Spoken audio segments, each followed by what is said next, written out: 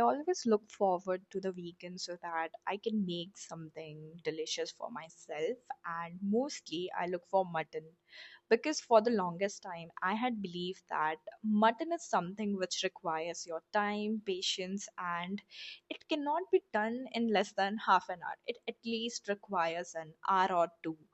A lot of time is spent in or invested in prepping up the ingredients, marinating the meat, and then slowly cooking the meat.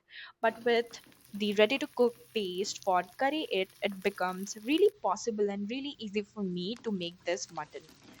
So what I usually do is I add in a few extra steps which are not necessary. You can skip it and you can directly saute the mutton, add the paste and pressure cook it, and your ready to go Kosha Mangsho is ready. But for me, since love to do a thing or two extra, so I just add in few caramelized onions, some yogurt with Kashmiri red mirch powder, and kasuri methi, and that's it. But you do not have to do all of this. It's a very simple and easy recipe which you can make. Now, kosha mangsho, it's traditionally a slow cooked bhuna mutton dish from West Bengal. Bhuna or kosha, they are synonymous to each other, and the flavor, it comes from the caramelized onion and the meat sauteed in those caramelized onion, which is cooked over a low flame. Traditionally, kosha mangsho takes a lot longer to make because it's a very slow process. But because of that, it becomes a very rich gravy which you can enjoy either with warm rice or else with khamiri roti or luchi. Traditionally, Bengalis love to eat it with luchi, and I have a friend with whom I always talk about eating kosha mangsho and luchi. So that is something which is on my list. But for today, I did not want to do much. I wanted to make a simple recipe, so I got the ready to cook paste from curry it, and I made it. The recipe is there in the caption, you can follow it, but as I said, it's there in the back of the packaging itself. You need not follow such lengthy steps.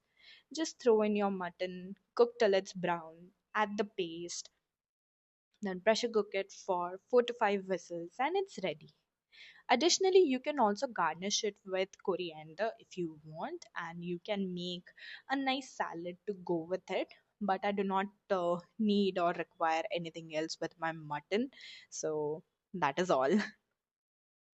Additionally, there are a few things to remember or keep in mind while cooking mutton, that whenever you are sauteing it for the first time, initially never cook it over low flame, always cook it over high flame. This is something which I have learned from my research, and this process helps in locking in the moisture, and when your mutton is ready, it's really juicy and pink from inside. The same goes for gravy. Whenever you're adding water to your mutton gravy while cooking, always make sure that you're adding warm water so that the meat is not shocked and it doesn't become rubbery. So always make sure that if you want to add in more gravy to your cooked mutton, that you boil boil your water first before you're adding to it. And then you can add in other things as well. You can make onion salad or else cucumber salad. But if I were to tell you a story, I would only say that in an Odia household as well as in a Bengali household, children and kids and everyone else, everyone looks forward to Sunday. I could not wait for Sunday because I was not eating non-veg due to religious commitments, and the weekend was my day. So, on a fine Sunday, every child looks forward to having a bowl of mutton curry served with a plate of warmed rice, and that is all. Additionally, we also put potatoes in our mutton, and I had intended to put in the potatoes, but I forgot. And as I had been reiterating again and again that I wanted to make it really simple, so I tried to minimize the steps as much as possible. But if you like, if you want to do, you can take some baby potatoes, or if you have large potatoes, then you can chop them in halves, and then you can sizzle them in mustard oil until they are nicely fried, the skin is crumpled, and then you can add the same to this dish. It would be really tasty. But for me, I just wanted to make a simple dish. Now, the reason why I added yogurt, and that was an additional step on my part, but I love adding yogurt and cream to my gravies to give it a rich texture and that creamy, luxurious feel to it. I know it's just dish, I'm hyping it up too much, but then again, if anything that is cooked with love and with intensity, you will feel it once you eat it. So I would urge you to pour your entire heart out into whatever you're making and then see how tasty it becomes.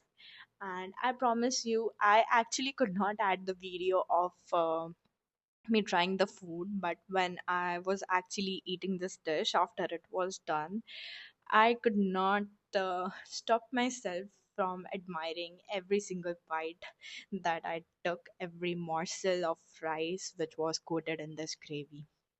Now, there are some tweakings which we do, and in an Indian household you will find this going on through and through.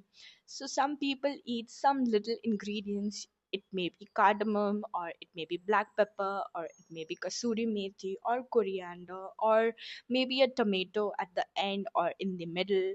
So things, they do happen differently across all Indian households, and even though we have a common recipe for everyone, each household and each person makes it differently, and that is what the story of food, you know, that is the only reason why you would find a different taste, similar yet something different, in each and every household or by each and every person. Same dish made by 3 to 4 people belonging to the same household would taste similar yet slightly different, and that is the beauty of cooking. Now, that was all for my story. I would see you again with another recipe. Till then, make sure that you rest your gravy for a while before you eat, and enjoy.